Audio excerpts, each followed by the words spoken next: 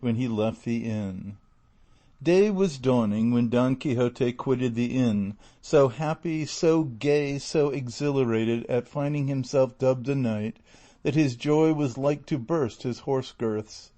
However, recalling the advice of his host as to the requisites he ought to carry with him, especially that referring to money and shirts, he determined to go home and provide himself with all, and also with a squire, for he reckoned upon securing a farm labourer, a neighbour of his, a poor man with a family, but very well qualified for the office of squire to a knight.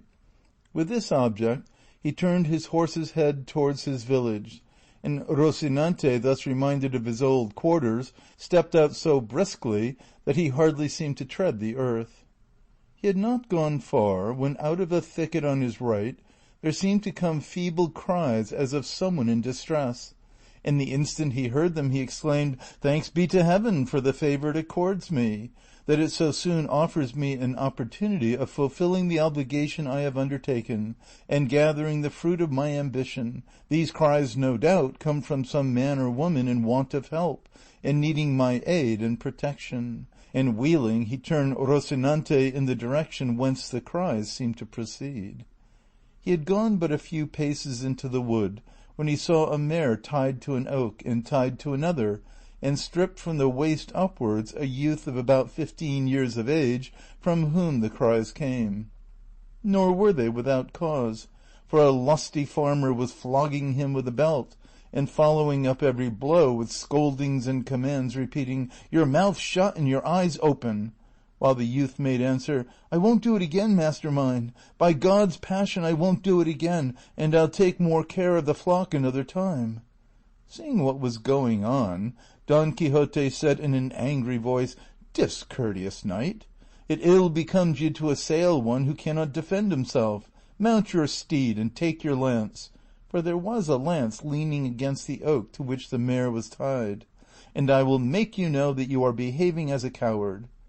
The farmer, seeing before him this figure in full armor, brandishing a lance over his head, gave himself up for dead, and made answer meekly, "Sir knight, this youth that I am chastising is my servant, employed by me to watch a flock of sheep that I have hard by, and he is so careless that I lose one every day, and when I punish him for his carelessness and knavery, he says I do it out of niggardliness, to escape paying him the wages I owe him, and before God, and on my soul, he lies."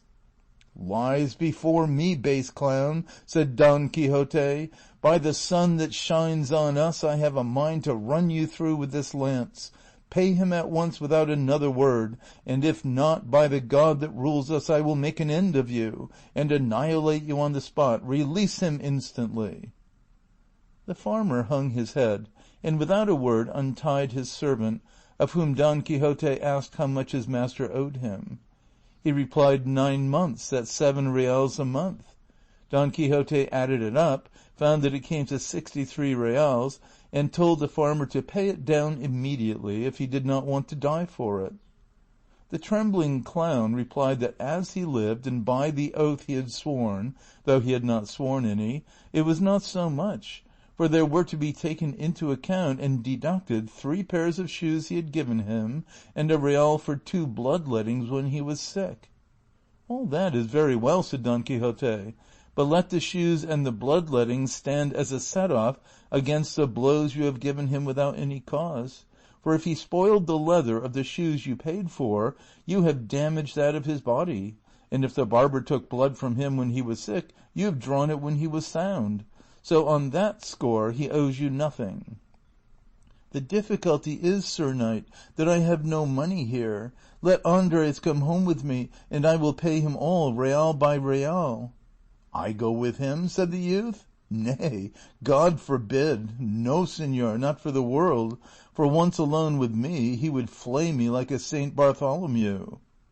"He will do nothing of the kind," said Don Quixote. "I have only to command and he will obey me, and as he has sworn to me by the order of knighthood which he has received, I leave him free, and I guarantee the payment." "Consider what you are saying, señor," said the youth.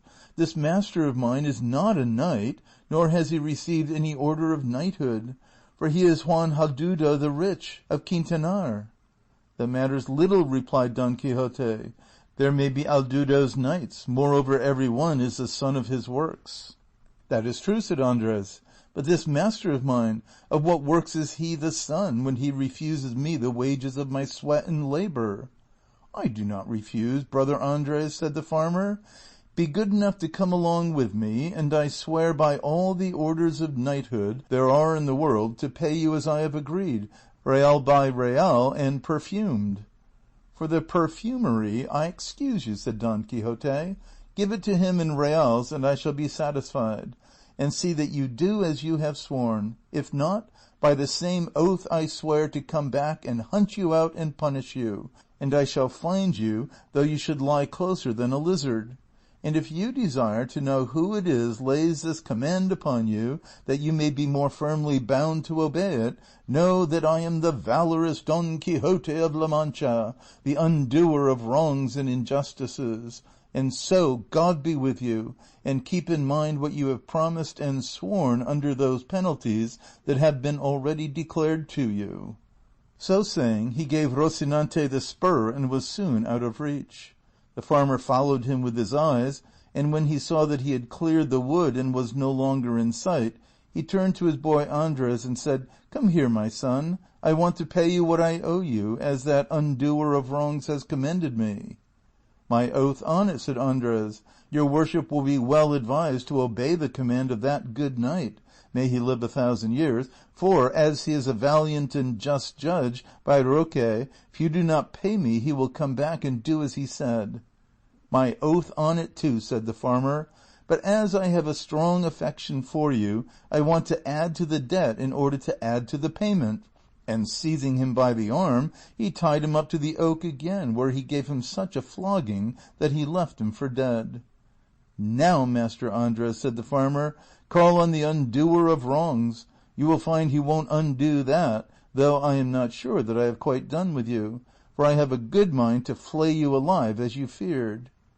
But at last he untied him and gave him leave to go look for his judge in order to put the sentence pronounced into execution. Andres went off rather down in the mouth, swearing he would go to look for the valiant Don Quixote of La Mancha and tell him exactly what had happened, and that all would have to be repaid him 7-fold; but for all that he went off weeping while his master stood laughing. Thus did the valiant Don Quixote right that wrong, and, thoroughly satisfied with what had taken place, as he considered he had made a very happy and noble beginning with his knighthood, he took the road towards his village in perfect self-content, saying in a low voice, "Well mayest thou this day call thyself fortunate above all on earth, O Dulcinea del Toboso, fairest of the fair, since it has fallen to thy lot to hold subject and submissive to thy full will and pleasure a knight so renowned as is and will be Don Quixote of La Mancha, who, as all the world knows, yesterday received the order of knighthood, and hath today righted the greatest wrong and grievance that ever injustice conceived and cruelty perpetrated, who hath today plucked the rod from the hand of yonder ruthless oppressor, so wantonly lashing that tender child." He now came to a road branching in 4 directions, and immediately he was reminded of those crossroads where knights errant used to stop to consider which road they should take. In imitation of them he halted for a while, and after having deeply considered it, he gave Rocinante his head, submitting his own will to that of his hack, who followed out of his first intention, which was to make straight for his own stable. After he had gone about 2 miles, Don Quixote perceived a large party of people, who, as afterwards appeared, were some Toledo traders on their way to buy silk at Murcia. There were 6 of them coming along under their sunshades, with 4 servants mounted and 3 muleteers on foot. Scarcely had Don Quixote descried them when the fancy possessed him that this must be some new adventure, and to help him to imitate as far as he could those passages he had read of in his books, here seemed to come one made on purpose, which he resolved to attempt. So, with a lofty bearing and determination, he fixed himself firmly in his stirrups, got his lance ready, brought his buckler before his breast, and planting himself in the middle of the road, stood waiting the approach of these knights errant, for such he now considered and held them to be. And when they had come near enough to see and hear, he exclaimed with a haughty gesture, "All the world stand, unless all the world confess that in all the world there is no maiden fairer than the Empress of La Mancha, the peerless Dulcinea del Toboso." The traders halted at the sound of this language and the sight of the strange figure that uttered it, and from both figure and language at once guessed the craze of their owner. They wished, however, to learn quietly what was the object of this confession that was demanded of them, and one of them, who was rather fond of a joke and was very sharp-witted, said to him, "Sir Knight, we do not know who this good lady is that you speak of. Show her to us, for if she be of such beauty as you suggest, with all our hearts and without any pressure, we will confess the truth that is on your part required of us." "If I were to show her to you," replied Don Quixote, "what merit would you have in confessing a truth so manifest? The essential point is that without seeing her, you must believe, confess, affirm, swear, and defend it. Else ye have to do with me in battle, ill-conditioned, arrogant rabble that ye are, and come ye on one by one as the order of knighthood requires, or all together, as is the custom and vile usage of your breed, here do I bide and await you, relying on the justice of the cause I maintain." "Sir Knight," replied the trader, "I entreat your worship in the name of this present company of princes that to save us from charging our consciences with the confession of a thing we have never seen or heard of, and one moreover so much to the prejudice of the empresses and queens of the Alcarria and Estremadura, your worship will be pleased to show us some portrait of this lady, though it be no bigger than a grain of wheat, for by the thread one gets at the ball, and in this way we shall be satisfied and easy, and you will be content and pleased. Nay, I believe we are already so far agreed with you that even though her portrait should show her blind of one eye and distilling vermilion and sulphur from the other, we would nevertheless, to gratify your worship, say all in her favor that you desire." "She distills nothing of the kind, vile rabble," said Don Quixote, burning with rage. "Nothing of the kind, I say, only ambergris and civet in cotton, nor is she one-eyed or hump-backed, but straighter than a Guadarrama spindle. But ye must pay for the blasphemy ye have uttered against beauty like that of my lady." And so saying, he charged with levelled lance against the one who had spoken with such fury and fierceness that if luck had not contrived that Rocinante should stumble midway and come down, it would have gone hard with the rash trader. Down went Rocinante, and over went his master, rolling along the ground for some distance. And when he tried to rise, he was unable, so encumbered was he with lance, buckler, spurs, helmet, and the weight of his old armor.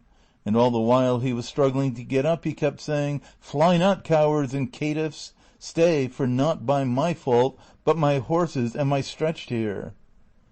One of the muleteers in attendance, who could not have had much good nature in him, hearing the poor prostrate man blustering in this style, was unable to refrain from giving him an answer on his ribs. And coming up to him, he seized his lance, and having broken it in pieces, with one of them he began so to belabor our Don Quixote that notwithstanding and in spite of his armor, he milled him like a measure of wheat.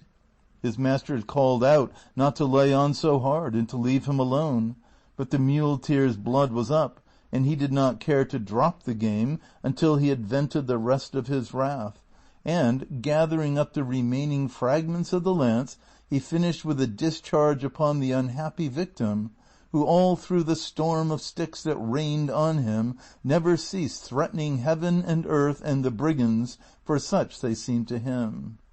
At last the muleteer was tired, and the traders continued their journey, taking with them matter for talk about the poor fellow who had just been cudgelled.